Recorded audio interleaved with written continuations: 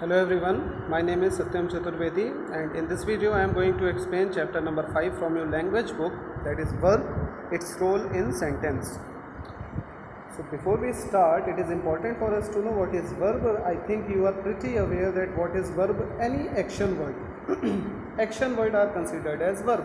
So when we say any sentence, so there is a task being done in that particular verb. Suppose that what I am currently doing, मैं अभी क्या कर रहा हूँ, मैं आपको पढ़ा रहा हूँ, आई एम टीचिंग यू. तो टीच एक काम है जो मैं अभी कर रहा हूँ, so this is the action which I am doing, so this is your verb. अब वही यहाँ पे डेफिनेशन लिखी हुई है बेटा, a verb is a word which shows an action और टास्क डन इन सेंटेंस. किसी भी सेंटेंस में जो काम हो रहा होगा तो जिस वर्ड से उसका पता चले हमें, that is verb, right. Now before explaining this part, I am going to explain something upper here which will be after that this thing will be automatically clear to you. So we construct sentence with three types. We construct sentence first with, we use subject, then we use helping verb, then we use main verb, and then we use object. But in the affirmative sentence of present indefinite and past indefinite, helping verb use ही नहीं होती है. When you will read tense you will get to know about this, but फिर भी मैं अभी आपको बता रहा हूँ कि affirmative sentence में present indefinite और past indefinite tense में कभी भी helping verb use ही नहीं होती है. We use verb की first form plus ses in present indefinite, और अलोन वर्ब की first form if the subject is plural, और वर्ब की second form in past indefinite. लेकिन फिर भी हम जो सेंटेंस कंस्ट्रक्ट करते हैं वो हम हमेशा हेल्पिंग वर्ब की मदद से करते हैं. There will be a helping verb, there will be a main verb. So suppose that what I am doing, I am teaching you. So suppose that there is a sentence here, और तो teaching verb is your main verb and am is your helping verb. So यहाँ पे teaching word की बात हो रही है, हम यहाँ हेल्पिंग वर्ब नहीं पढ़ रहे बेटा, हम यहाँ पे मेन वर्ब को पढ़ रहे हैं. तो जो टास्क हो रहा है वो पढ़ाने का टीचिंग वर्ब से पता चल रहा है. Then there is another sentence, जैसे आई एम अ बॉय, मैं कौन हूँ, मैं एक लड़का हूँ. लेकिन यहाँ पे अगर आप देखिए बेटा, मेन वर्ब कोई है ही नहीं, यहाँ पे कोई टास्क नहीं पता चल रहा है. लेकिन एम जो हेल्पिंग वर्ब है वो वर्ब टू बी का पार्ट है. किसका पार्ट है? वर्ब टू बी, होना या ना होना किसी चीज़ का. सो प्रेजेंट में किसी चीज़ के होने या ना होने की बात हम इज़ एम आर से पता करते हैं, और पास्ट में किसी चीज़ के होने या ना होने की बात हम वॉज वर से पता करते हैं.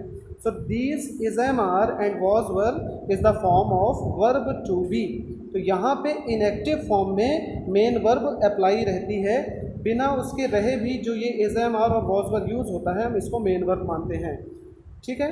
Second is, third is I have a car.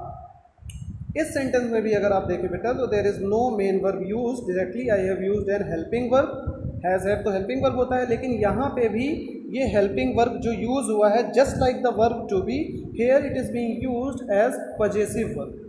अब ये पजेसिव वर्ब क्या होता है? पजेसिव वर्ब यही होते हैं जिन वर्ड्स के हेल्प से हम किसी चीज़ पर अपना अधिकार स्थापित करते हैं. तो मेरे पास वो कार है, मेरे पास एक कार है, वो मेरी है, वो कौन सा वर्ड बता रहा है? Have. So have, has, have और हैड, ये पजेसिव वर्ब्स होते हैं बेटा. ठीक है ना, कि किसी चीज़ पे हम अपना अधिकार बताएंगे. अभी यही इसी की जगह पे हैड लिखा होता, आई हैड अ कार, सो वो पास्ट में बताता ये चीज़ को. So what I said. अब ये सेंटेंस आप पढ़िए, my sister loves music, I go to school by rickshaw. In these two sentences loves, go, और ये थर्ड सेंटेंस में भी the guard stands near the gate are the main verb. तो यहाँ पे प्यार करना, यहाँ पे जाना और यहाँ पे खड़े रहना, ये तीनों टास्क है, ये एक्शन है जो हो रहा है. सो this is the verb. But in fourth and fifth sentence, fourth sentence में देखिए, द रिच हैव बिग मैंसन्स. अमीरों के पास बहुत बड़े बंगले होते हैं, तो वो बंगले उनके होते हैं, ये कौन सा वर्ड बता रहा है? Have. So this is possessive verb, उस बंगलों पर उनका अधिकार है. So this word have is showing it. Vineet was lazy, Vineet बहुत ही ज़्यादा आलसी था. उसके आलसी होने या ना होने की बात पास्ट टेंस में किस वर्ड से पता चली? वॉज से. वॉज क्यों? क्योंकि विनीत सिंगुलर सब्जेक्ट है, राइट. सो वही यहाँ पे कहा जा रहा है कि in sentence 5 verb have shows the position about a big mansion, एक बड़े बंगले के बारे में अधिकार बताता है. कौन सा verb? Have. Thus all the position describing verbs are called verb. तो ऐसे जितने भी वर्ड जैसे हैज़, हैव या हैड, जितने भी ऐसे वर्ड्स जिनसे पोजीशन स्थापित किया जा सके या अधिकार किसी का बताया जा सके वो भी वर्ब होते हैं। And in the same manner यहाँ पे आप देखिए in sentence 4 and 6 action words are is and was. यहाँ पे इज़ और वॉज एक्शन वर्ड है because they are form of verb to be. जैसा भी मैंने बताया किसी चीज़ के होने या ना होने की बात प्रेजेंट और पास्ट में।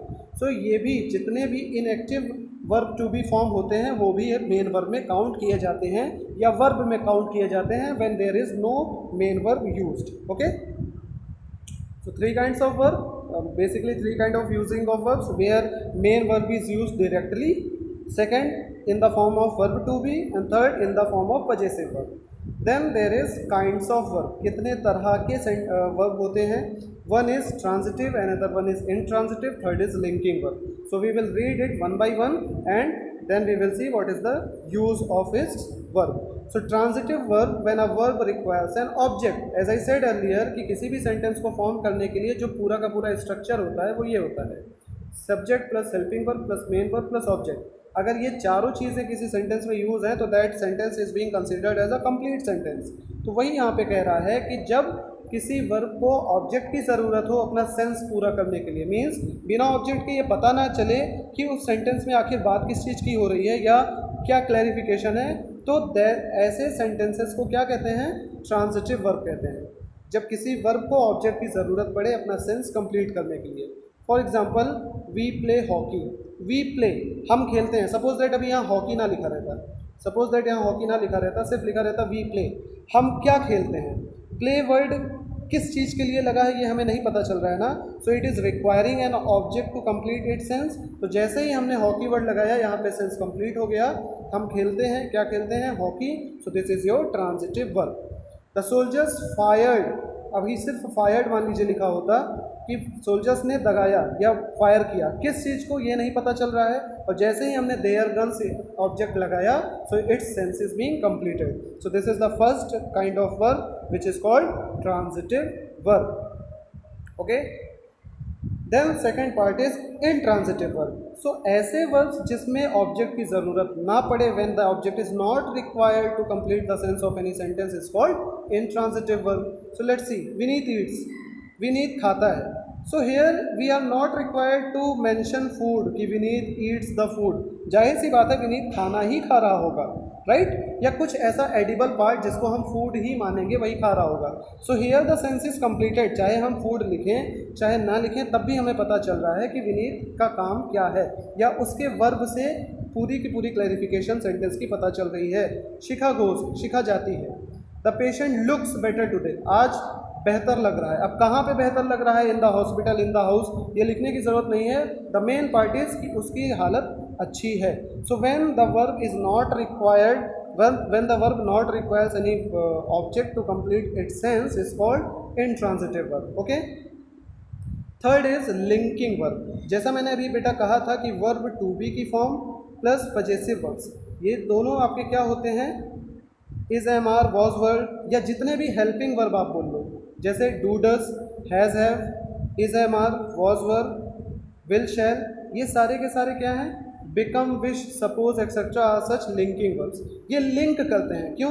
क्योंकि मैंने कहा सब्जेक्ट यूज़ होता है, फिर हेल्पिंग वर्ब यूज़ होती है, फिर मेन वर्ब यूज़ होता है, फिर ऑब्जेक्ट। तो sentence is I am teaching you. अब अगर आप देखें बेटा, आई सब्जेक्ट को मेन वर्ब टीचिंग से कौन सा वर्ब कनेक्ट कर रहा है? सो एम इज लिंकिंग वर्ब। क्यों? क्योंकि आई और टीचिंग को मिलाने का काम कौन कर रहा है? एम। So this is the linking verb. Okay, जो एक सब्जेक्ट को मेन वर्ब से लिंक करे, जोड़े। Okay, examples are, he is a nice boy. उसके नाइस बॉय होने की बात को किस चीज़ से रेफरेंस दी जा रही है? इससे। वी आर गुड फ्रेंड्स, हमारे गुड फ्रेंड्स होने की बात किस चीज़ से लिंक किया जा रहा है इन दो बातों को? आर से। इन the same manner he became a good doctor and the robbers look fearful. So here is, are, look became our linking verb because in every sentence the subjects complements are linked with these verbs that are neither transitive nor intransitive. तो पहली चीज़, ये चारों sentence ना ही transitive है ना ही intransitive, और इसमें subject को उसके कॉम्प्लीमेंट से जोड़ा जा रहा है कुछ वर्ड्स की मदद से. So those particular words are your linking verbs. Okay. अब यहाँ पे बेटा दिया है 3 forms of verb which you have studied many times, है ना. सो वी से V1, V2, V3 and VING form, लेकिन उसको कुछ और भी कहते हैं. जैसे V1 is present form, V2 is past form, V3 is perfect और participle form and VING is also called your gerund. Okay. Now let's see regular और weak verbs. The verbs that take ED, D or T to take their past and participle form are called weak regular verb. ऐसे verb जिसमें ED या D या T लगा करके उनका past form बनाया जाता है, उनको क्या बोलते हैं? वीक रेगुलर वर्ब बोलते हैं. क्या बोलते हैं बेटा? Weak regular verb. जैसे टॉक का सेकंड और थर्ड फॉर्म कैसे बनेगा? We will add ED in it. Start में ED ऐड करेंगे, है ना. तो started in the same manner learn का बनाने के लिए लर्न करते हैं ना. सो टी we will use. So all these main verbs will be your weak regular verb. अब स्ट्रॉन्ग इररेगुलर वर्ब क्या है? The verbs that do not follow the rules like the regular verbs are called irregular verbs. When we construct V1, V2, V3, ऐसे कई verbs होते हैं जिसमें हम directly ED लगा देते हैं या D लगा देते हैं या T लगा देते हैं. इनसे उनके V2 या V3 की फॉर्म्स हम कंस्ट्रक्ट करते हैं. तो ये वीक रेगुलर वर्ब्स हैं. लेकिन कुछ ऐसे मेन वर्ब्स जिसमें ये रूल ना यूज़ होता हो, बल्कि उनका V2 और V3 अलग होता हो या उसमें ये रूल ना अप्लाई हो. So those are called strong और इररेगुलर वर्ब्स.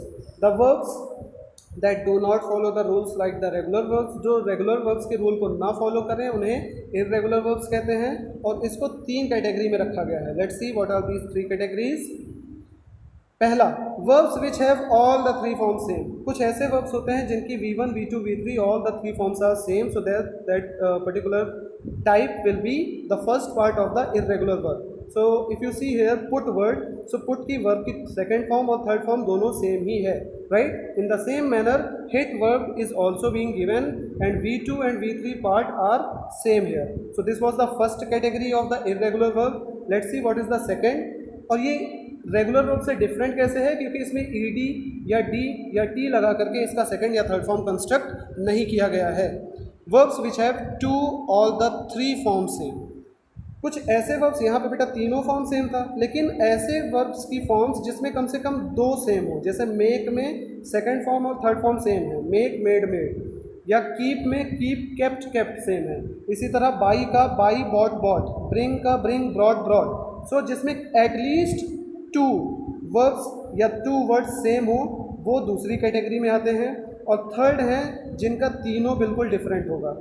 V1 भी डिफरेंट होगा, V2 भी डिफरेंट होगा, V3 भी. जैसे begin began begun, grow grew grown, go went gone, eat ate eaten, right. So these main verbs are the third type of this irregular verb. So this was the completion of this particular chapter. I hope the things are pretty clear. So here we had discussed about regular or weak verbs या irregular और strong verbs. So strong verbs में क्या होता है कि तीनों verb की third V1, V2, V3 इनको 3 कैटेगरी में रखा गया था बेटा. I am just for the just revision.